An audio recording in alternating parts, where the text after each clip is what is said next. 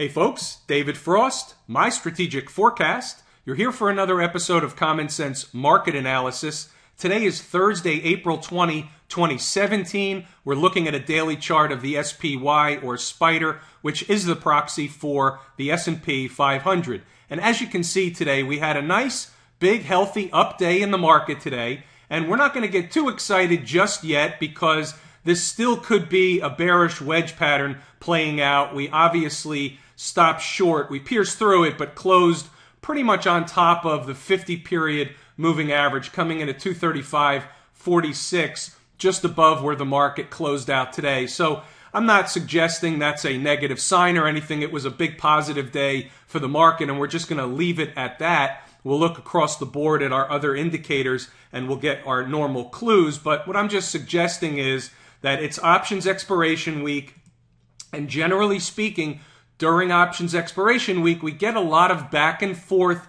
behavior as we discuss each and every night during this week. And today was no different. Yesterday was a down day. Today's an up day. And you can see here, we're just making a bearish wedge pattern. And it's generally will finish off to the downside. However, the issue with that remains the issue with that is we are looking for a low. And whether or not that low already came in the other day, for example, right here, or we have one more leg down, remains to be seen. But since options expiration week is expiring tomorrow, we could potentially be off to the races. That is a distinct possibility. Just to recap real briefly, the market made its high. Well, let me get rid of that. Sorry.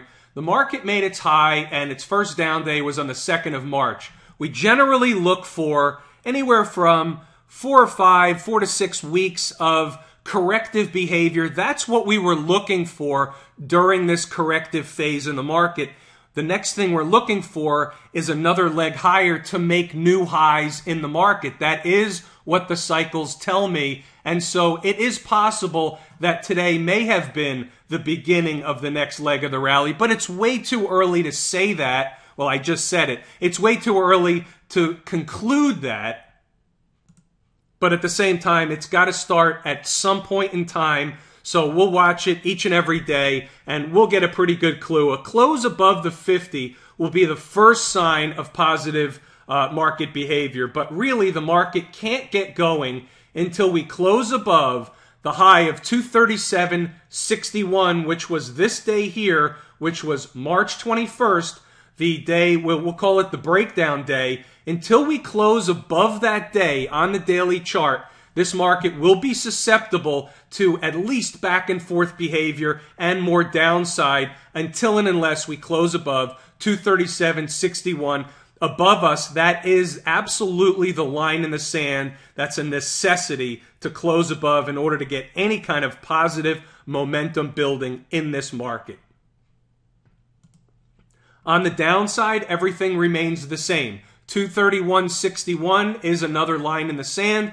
That was our lowest pivot low since the corrective phase began. Any close below that, and we immediately will go down to 230 and change. And most likely at this point in time, since we've consolidated for quite a while above that level, more likely scenario is if we did breach the 231.61, we would reach 228.12, give or take, but that 228 level would come into play if the market did turn down and breach the 231.61. So there's the SPDR synopsis. And next up, we'll go over to the IWM because the IWM did show good relative strength today. The SPDR was up 0.8%, but the IWM, once again leading the market, was up 1.2%. Yesterday, we talked about the close above the 20 was the first order of business, and that was a good close. Now, today we closed above the 50, so you can see here that the IWM is a little bit ahead of the curve in relation to the SPDR and where its 50-day moving average is. So this is a positive development that we're going to put that puzzle piece on the table. It's important information, and it's evidence that we're looking for to see if we're really beginning the next phase of the rally or there's more back and forth behavior at hand. Right now, the IWM is telling us that it's positive And with the IWM, similar to the spider, we have to close above 138.60. 138.60 is the line in the sand on the upside. Until and unless we close above that level, then the same story goes that we just discussed in the spider, and I just moved that level down to 138.60. That is, on the upside, the line in the sand. Next up, we'll take a look at the transports, up 1.67% today. Our other favorite leading indicator, up 150 points in the transports. And the transports, as we know, are a good leading indicator of the markets. So we had this bullish pattern that was developing, and we closed below it. Remember this up move, and then we were going sideways. And then when we closed below that, it took this bullish pattern off the table, but that doesn't mean that it takes the upside off the table. It was just this particular bullish pattern was broken, but here we never breached the lows again, and now we're headed back up. And again, here's another level that we have to be concerned with. We need to close above 91.6390 in order for the transports to really light a match and get a spark to the upside. And the 50-period moving average will provide some overhead resistance up at that level. But if we close above this level, then I think we're off to the races in all the markets. The transports are a good leading indicator, specifically in a bull market, and we are still in large part in a bull market. There's no doubt about it. We're still in a longer-term bull market that has not been broken as of yet, not even close.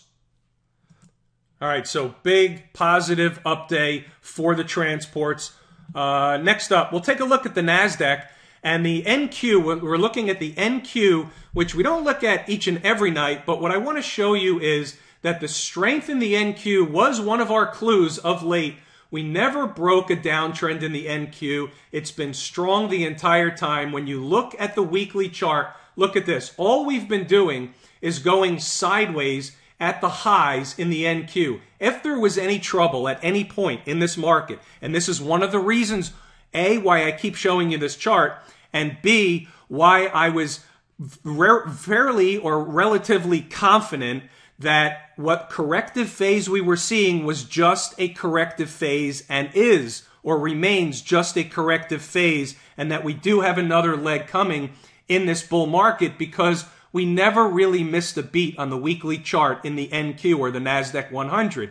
And if the institutions, for example, the big money that sloshes around in the market, if they were distributing shares to the individual investor, the retail trader, and that's the way it works, when the market is going to top out, the retail trader is the last one that's sucked in at the very end of all the big name stocks. Apple, Google, Amazon, and they obviously have been sucked in over time, but there will be one final push where people can't get enough of them, and that's at the point when the institutional traders, the institutional investors, will distribute shares to the unsuspecting retail trader, the public, if you will. And we haven't seen anything of the sort in the NASDAQ. There is another leg higher coming, and specifically, and I'll just refresh our memory, when we see moving averages with spacing like this, specifically on a weekly chart, in an uptrend, going higher, this is telling us we're in a bull trend that is nowhere near close to ending yet, and therefore it's something you can ride out. So all these little corrective phases that we've seen on the daily chart are really just noise in the bigger scheme of things. We're still in a bull market, higher prices coming. Okay, next up, we're going to look at the broker-dealers tonight. Why? Because the broker-dealers were up almost $6 today, or almost 3%. And what do we always say? Without the financials, the market can't rally.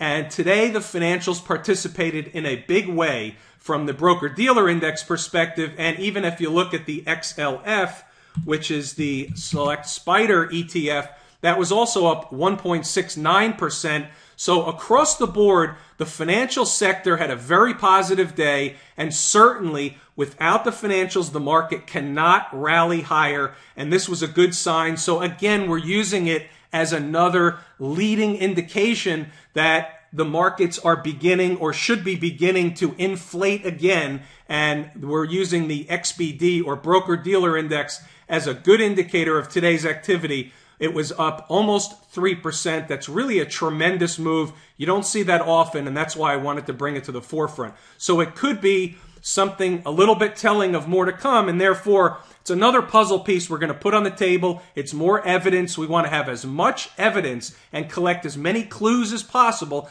to give us the best possible scenario to draw our conclusion what the next major move in the market is. And yesterday, we talked about unusual behavior. The market was acting unusual the last several days. Part of it's options expiration week, but in reality, when the market acts unusual, back and forth, it looks like it's going to rally, then it falls out of bed, we get sucked in by the bad news, it's generally building energy for a larger move. Could be in either direction, but my contention is the move is upward.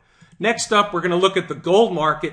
Gold was flat today, so there's really not much to talk about. It's very difficult right now to get a read on gold. Is it making a bullish pattern, or has it topped out temporarily? And we just need more evidence. We don't have enough evidence. If gold closes below 1275, this line here, then there's something else developing and there's more downside coming, most likely down all the way to about 1260, 1255. But we'll discuss that when and if gold closes below 1274.9, or we'll just call it 1275. Right now, as long as we're above that level and certainly making a bullish pattern consolidating sideways, gold could be setting up for another leg higher. Looking over at silver tonight, little bit of a pullback in silver into the 50-period moving average. Again, back and forth. We're in this range here where we're consolidating, building energy to try and get through this top here. We may have already given it the shot and failed. If we close below the 50-period moving average on the daily chart, that will be the first indication that we have lower prices coming. The first stop, which isn't really far away from the 50, is this low here at 17,735, this pivot low, and then the next stop would be down at 1750. 1750 would provide a decent level of support for the silver market.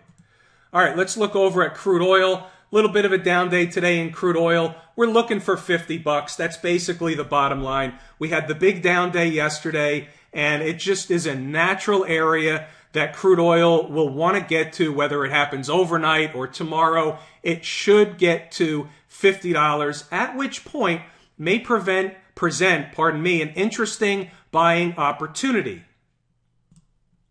Couple of reasons why. Not necessarily only to buy crude oil itself, but the energy complex.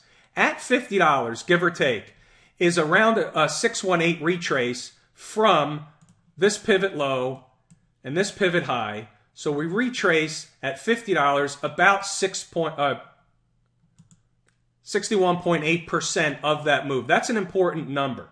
Now, if I'm right and the market is going to rally and we're getting into that phase now where the next leg of the rally is about to kick off, you're going to get participation across the board from all sectors. Everything will inflate, not necessarily in the same day or on the same days, but the energy sector will inflate. And whether or not crude oil goes up to $55 or $57 or $59 a barrel doesn't really matter, because if crude gets a bid, even if it's to 52, 53, back to 54, your energy sector, if the market is rallying, will get an exponential bid as well. So I thought that was worth mentioning. Next up, we'll take a look at the bond market. The continued pullback from the high the other day in the bond market continued today. As long as we're inside of this green candle here, then it's bullish. If we close below this green candle, it turns slightly bearish. A close below 152.23 turns more bearish. And that's the way we're going to have to view the bond chart right now. There's really nothing else we can do with it. If this green candle is just an up candle and we're just pulling back inside of that, we're going to end up trading into the 200-period moving average. If that happens in the bond market, that would be somewhat, I'll use the word conspicuous for the stock market, because it would be unlikely we would continue the type of bond rally we've seen with the stock market rallying at the same time, since they have been trading for the most part, not each and every day, but for the most part at an inverse, based on an inverse nature. So while the stock market's been pulling back, we've seen nice big up moves in the bond market. Not each and every day, and nothing's correlated 100%. You know I don't love correlations, but when they do exist for periods of time, there's no harm in discussing them. And if we did see a spike higher in the bond market, it would be unlikely that we would be seeing a spike higher in the stock market at the same time. So I'm watching this very closely, and the low of 153.15 is important in the bond market. Now, if we did see a pullback in the bond market, which would mean higher yields, lower bond prices equal higher yields. They are inverse to each other 100% of the time. If we see higher yields because the bond market is not rallying higher, that would be, and if we saw at the same time any kind of up move in the stock market, that would be exponentially positive for the financial sector, because any rise in interest rates, whether it be artificial or manufactured or market-driven, is positive for the banks. It's positive for their earnings. It goes right to their bottom line. So a rally in the stock market can take the financials higher and should take the financials higher. Without the financials, the stock market really can't rally. But if the bond market is selling off and interest rates are going higher, that is exponentially positive for the banking sector. So we'll see how that all works out over the next several days. We'll continue to discuss it. When we look over at the dollar, we're still stuck in the middle of this range, in this channel. My contention is we work to the lower portion of the channel. If we consolidate like this, like we have been for the last couple of days, above the 200 period moving average, which is the black upsloping trend line, then that 200 period moving average becomes less important, and then the dollar, if consolidates for a long enough period of time, can then trade lower and will end up heading to the lower portion of this channel. I'll be interested to see if and when the dollar does go lower, if it meets the bottom end of the channel at around the 97 number that we've been watching for quite some time. And with that, I'm going to wrap it here tonight. I'm David Frost, My Strategic Forecast. Thanks for tuning in for another episode of Common Sense Market Analysis.